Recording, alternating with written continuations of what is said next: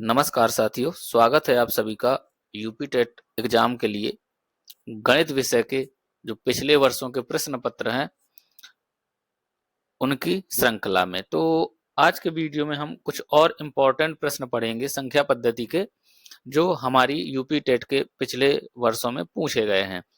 तो जैसा कि हमने पिछले वीडियो में लास्ट प्रश्न जो था पाई के बारे में पूछा जाता है, और ये बहुत ही इंपॉर्टेंट प्रश्न है।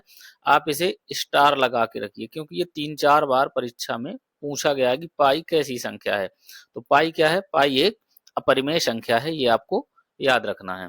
अब अगर हम अगले प्रश्न की बात करें उसके बाद, तो अगला प्रश्न है कह रहा है निम्न में से कौन सा कथन सही है। तो आज का जो पहला प्रश्न है वो क्या है? पूछ रहा है आपसे कि निम्न में से कौन सा कथन सही है। निम्न में से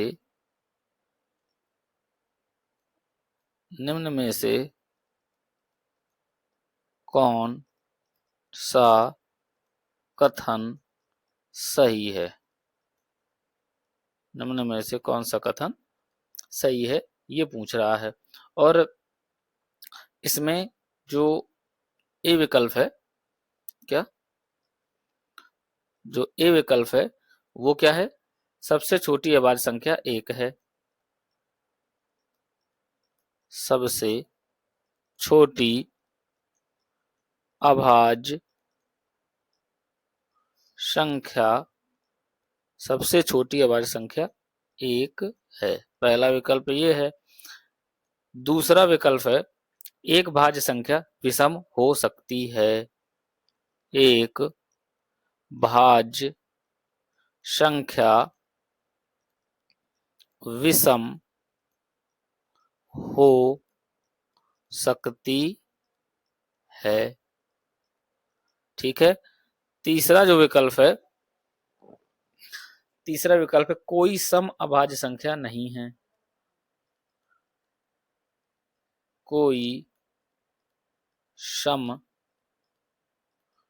अभाज्य संख्या नहीं है। इसके बाद जो चौथा विकल्प है वो है दो अभाज्य संख्याओं का योगफल, दो अभाज्य संख्याओं का योग सदैव अभाज्य संख्या होती है। सदैव अभाज्य संख्या होती है। ठीक है। तो ये है आपका पहला सवाल। तो अगर हम साथियों विकल्पों की बात करें, पहली है सबसे छोटी अभाज्य संख्या क्या है। इसके बाद दूसरा है एक अभाज्य संख्या विषम हो सकती है। इसके बाद तीसरा है कोई सम अभाज्य संख्या नहीं है। और चौथा है दो अभाज्य संख्याओं का योग सदैव अभाज्य संख्या होती है। तो देखिए, सबसे छोटी अभाज्य संख्या एक है, ये हमारा गलत है। क्यों? क्योंकि एक ना तो भाज्य है और ना तो अभाज्य है। क्या है? एक ना तो भाज्य है और ना ही अभाज्य, और ना ही अभाज्य। तो ये आपको याद रखना है पहले तो। इसके बाद अब एक के बाद क्या आएगा? दो। तो देखिए, दो सबसे छोटी अभाज्य संख्या होती है। ठीक है, कौन सी? दो। तो ये तो गलत हो गया। एक की जगह अगर इधर क्या होता? दो होता तो सही हो जाता। अब एक भाज्य संख्या विषम हो सकती है। ठीक है, तो इसको समझते हैं। पहले सी विकल्प को समझ लेते हैं। कोई सम अभाज्य संख्या नहीं है।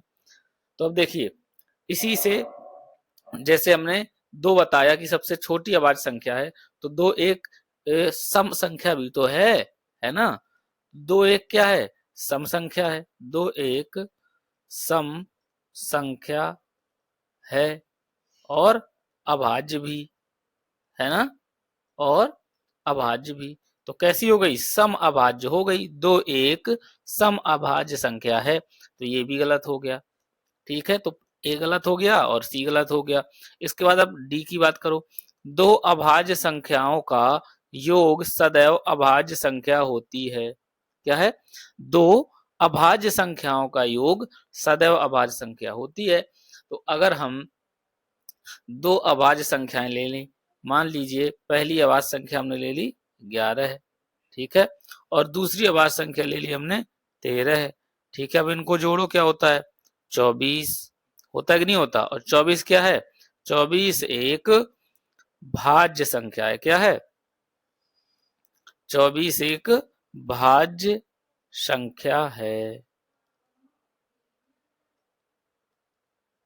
तो डी विकल्प भी गलत हो गया। अब इसका मतलब हमारा बी विकल्प सही है। तो बी विकल्प सही का मतलब क्या है, इसको समझें तो एक भाज्य संख्या विषम हो सकती है, ये कह रहा है। तो एक भाज्य संख्या विषम हो सकती है। भाज्य संख्या क्या होती है? जिनमें किसी दूसरी संख्या का भाग चला जाए खुद और एक के अलावा, है ना? यही तो भाज्य संख्या होती है। तो भाज्य संख्या, अब जैसे भाज्य संख्या मान लीजिए 9 है, ठीक है, तो विषम ही तो है ये, है ना? विषम विषम कौन सी संख्या होती है? जिनमें दो का भाग ना जाए, वो विषम संख्याएं होती हैं।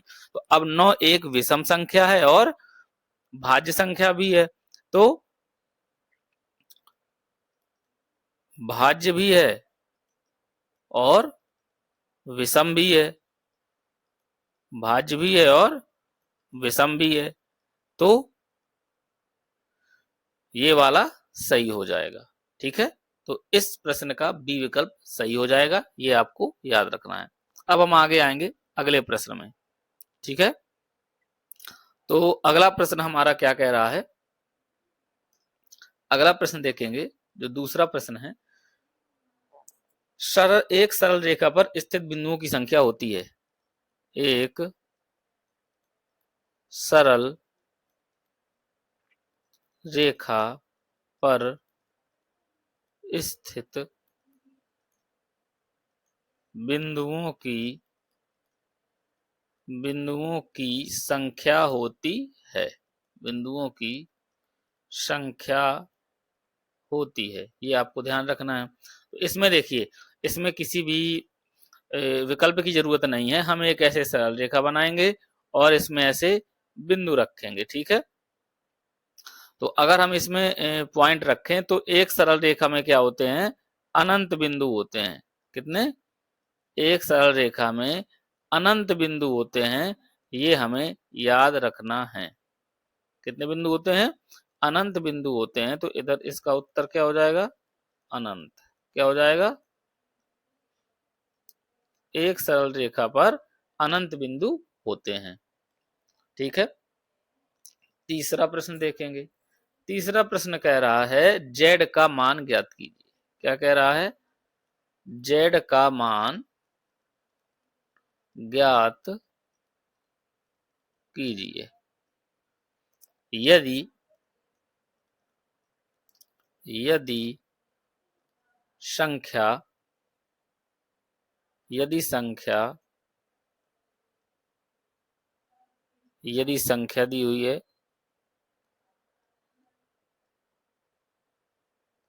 ये संख्या है, क्या कह रहा है? 9 से विभाज्य हो। क्या कह रहा है? यदि संख्या ये 9 से विभाज्य हो, ये कह रहा है आपसे। अब इसका हम हल देखते हैं क्या है।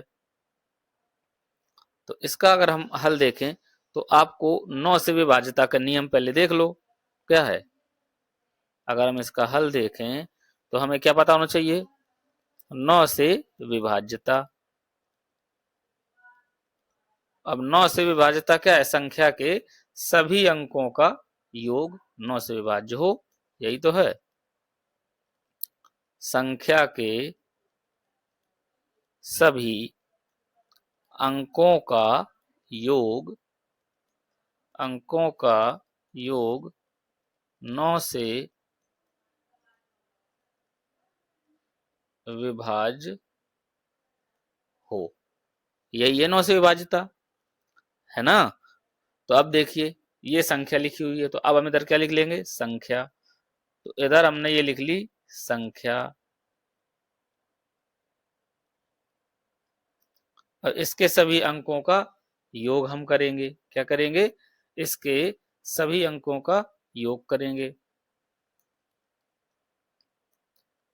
4 plus 1 plus 7 plus Z plus 8। तो जब हम इसको जोड़ेंगे तो 4 धन 1 5 7 12 8 20 क्या जाएगा 20 धन जेड क्या जाएगा 20 धन जेड। ये आ गई। अब हम देखेंगे विकल्प। तो इसके जो विकल्प हैं, ए विकल्प में है आपका 6, बी विकल्प में है 7, सी विकल्प में है 9 और डी विकल्प में है 3।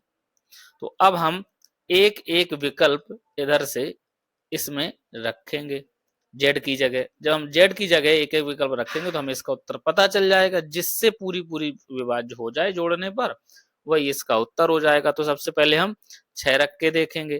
जब 6 रखेंगे तो इधर क्या हो जाएगा 20 प्लस 6 26। तो अब ये तो 9 से विभाज्य होता नहीं है, तो ये तो गलत हो गया।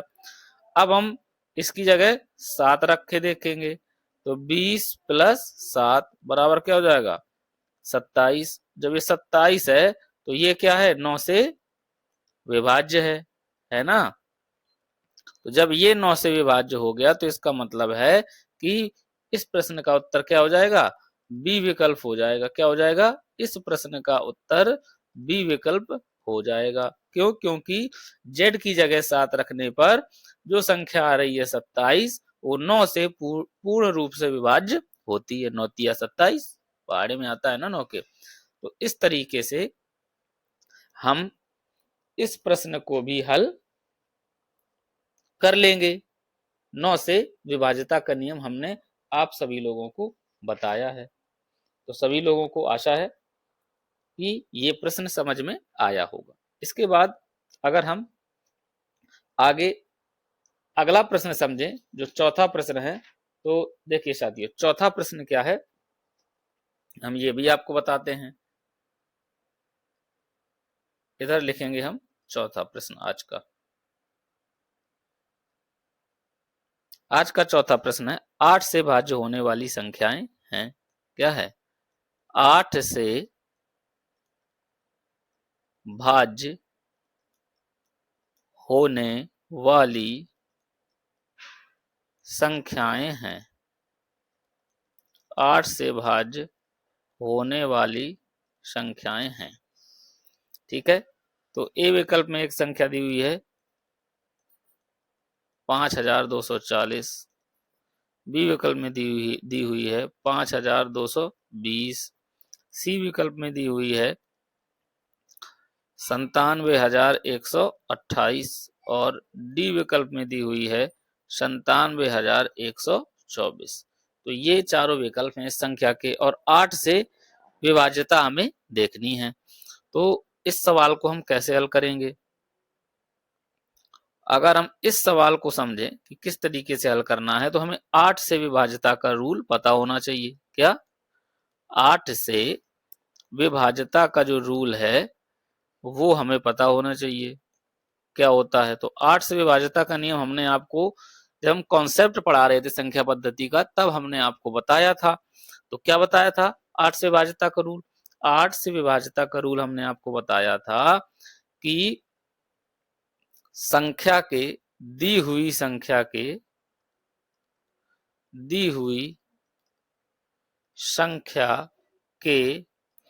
अंतिम 3 अंकों से क्या दी हुई संख्या के अंतिम 3 अंकों से बनी संख्या, दी हुई संख्या के अंतिम 3 अंकों से बनी संख्या किससे विभक्त हो 8 से। संख्या 8 से पूर्णतः विभक्त हो। क्या हो 8 से पूर्णतः विभक्त हो। ये इसका रूल होता है। तो अब हम क्या देखेंगे विकल्पों से हम संख्या देखेंगे। क्या देखेंगे संख्या देखेंगे विकल्पों से कि 8 से जो विभाज्य होने वाली संख्याएं हैं वो कौन कौन सी संख्या है। ठीक है, तो देखते हैं। इधर पहला है 5240, इसको देखें तो 5240 की जो अंतिम 3 अंक हैं ये हैं 240। तो 240 में हम 8 का भाग दे के देखते हैं।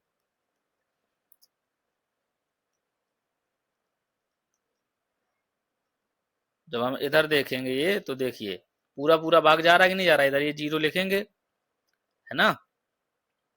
तो इसका मतलब है कि 5240 8 से पूर्ण रूप से विभक्त है, तो ये विकल्प इसका सही है। आगे वाली भी देख लेते हैं। 220 है, तो 220 में तो भाग जाएगा नहीं। इधर हम अगर 220 लिखते हैं तो 220 में तो भाग जाएगा नहीं। 8 दूनी 16, 6 बचेगा इधर, ये 0 इधर से यहाँ लिखेंगे, तो फिर 8 सत्ते 56। देखिए पूरा पूरा भाग नहीं जा रहा है ना, 4 शेषफल आ रहा है इधर, है ना।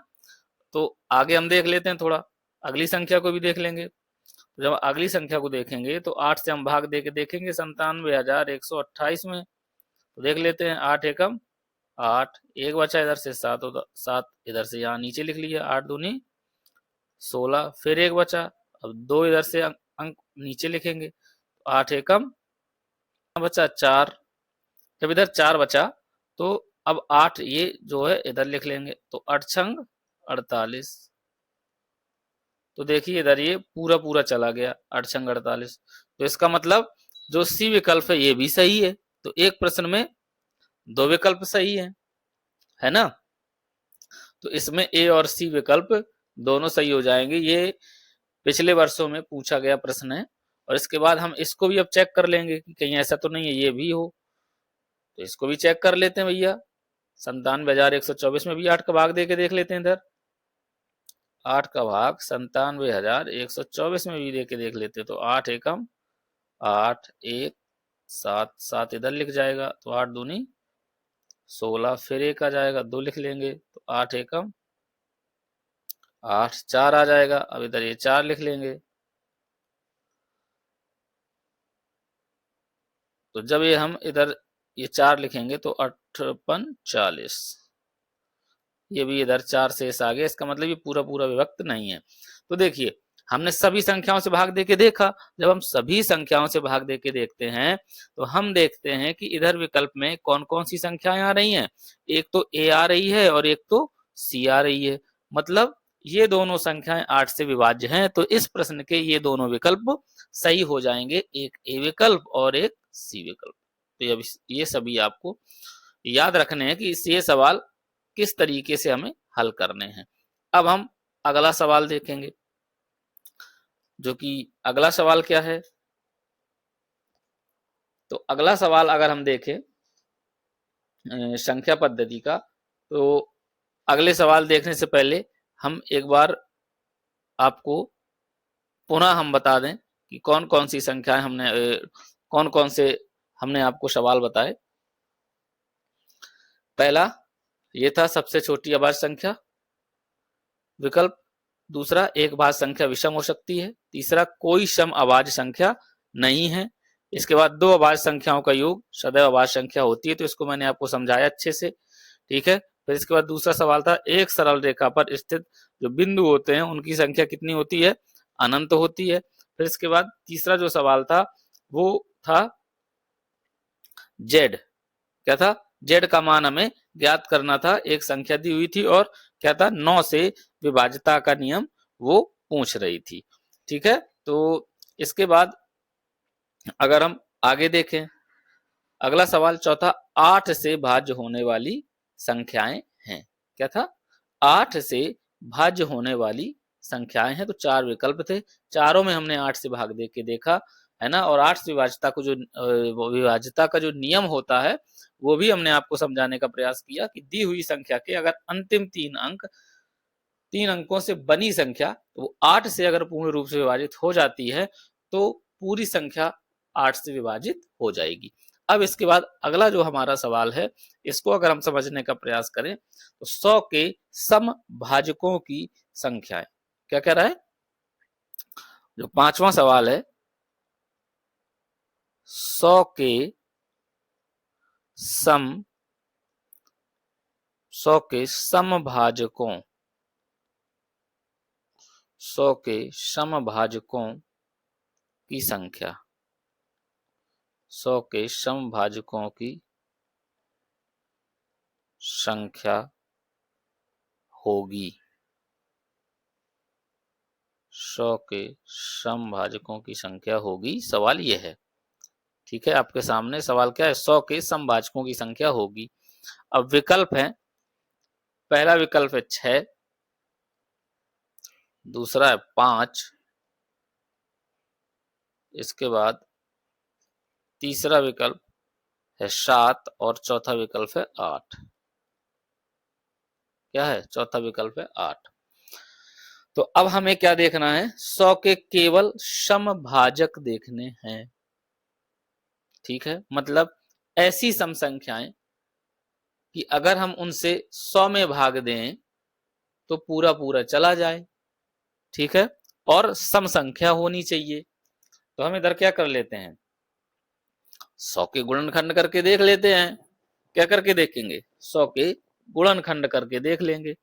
अगर हम सबसे अच्छा तरीका समझे तो हम 100 के क्या करेंगे, गुणनखंड। तो 2 से भाग देंगे तो इधर क्या आ जाएगा, 50। ठीक है, फिर अगर 2 से देंगे तो इधर क्या आ जाएगा, 25। अब तो 2 से जाएगा नहीं, अब 5 से ही सीधे जाएगा तो 5, फिर इधर चला जाएगा तो ये। तो देखिए इधर अगर गुणनखंड करेंगे, गुणनखंड किए हमने तो ये क्या आ गए, ये आए। अब हमें इनसे सम संख्याएं निकालनी हैं। क्या निकालनी है, सम संख्याएं निकालनी है। तो अगर हम सम संख्याएं निकालें तो अब इधर देख लो आप। तो सबसे पहले तो एक सम संख्या क्या हो गई, 2 ही हो गई। ठीक है, 2 से 100 में भाग चला जाता है। तो हम इधर क्या लिख लेंगे, समभाजक। क्या लिख लेंगे, समभाजक। तो सबसे पहला क्या हो गया, 2। 2 के बाद अगर हम 2 का 2 से गुणा कर दें तो 4। तो 4 से भाग भी तो चला जाएगा 100 में, तो ये 4 हो गया। ठीक है, अब अगर हम 5 का 2 से गुणा कर दें इधर तो क्या हो जाएगा, 10 भी हो जाएगा। ये भी एक सम संख्या होती है, होती कि नहीं होती। अब इसके बाद अगर हम 5 का 5 से गुणा करेंगे तो 25 आएगा। तो 25 में 100 से भाग तो चला जाता है, लेकिन ये क्या है, ये सम संख्या नहीं है, तो हम इसको नहीं देखेंगे। फिर इसके बाद अगर 25 ये आया और 25 में ये 2 का गुणा कर दें तो क्या आ जाएगा, 50। क्या आएगा, 50। तो 50 सम संख्या है ना, 2 से भाग इसमें चला जाता है, तो ये भी एक समभाजक हो जाएगा। इसके बाद इन सब का जब आपस में गुणा करेंगे तो 100 ही आएगा, है ना। तो 100 भी तो एक इसका गुणनखंड होगा, भाजक होगा। तो ये भी हो गया। तो 100 के जो समभाजक हो गए। इसके बाद एक अभी और छूटा, कौन सा, एक अभी और छूट रहा, अगर आपने ध्यान दिया हो। देखिए ये 4 आया इधर और इधर ये 5 लिखा हुआ है ना। तो 5 चौको 20। तो अगर हम इधर लिखें, इधर हम लिख देते हैं क्रम से ही इसको। तो इधर ये हो जाएगा 20, फिर हो जाएगा 50 और फिर हो जाएगा 100, है ना। तो ये क्या हो जाएंगे, समभाजक हो जाएंगे। क्या हो जाएंगे, 100 के समभाजक। तो संख्या गिनेंगे कितनी है, 1 2 3 4 5 6। तो कितनी हो गई संख्या, 6 हो गई। तो विकल्प कौन सा सही हो जाएगा, ए विकल्प सही हो जाएगा इसका, कि 100 के समभाजकों की संख्या कितनी होगी, 6 हो जाएगी। तो ये आपको याद रखना है। इसके बाद अगला सवाल है,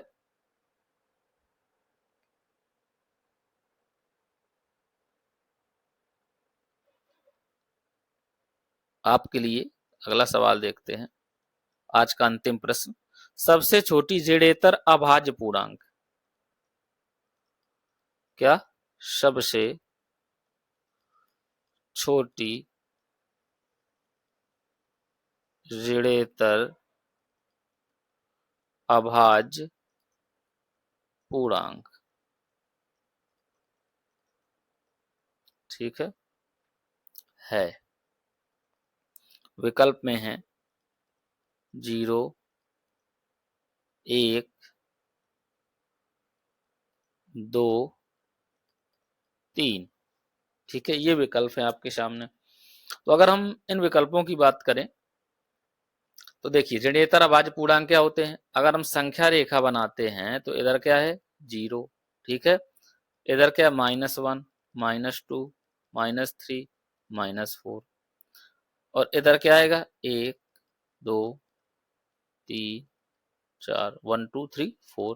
तो जो देखिए 0 से इधर वाले होते हैं इनको कहते हैं ऋणात्मक।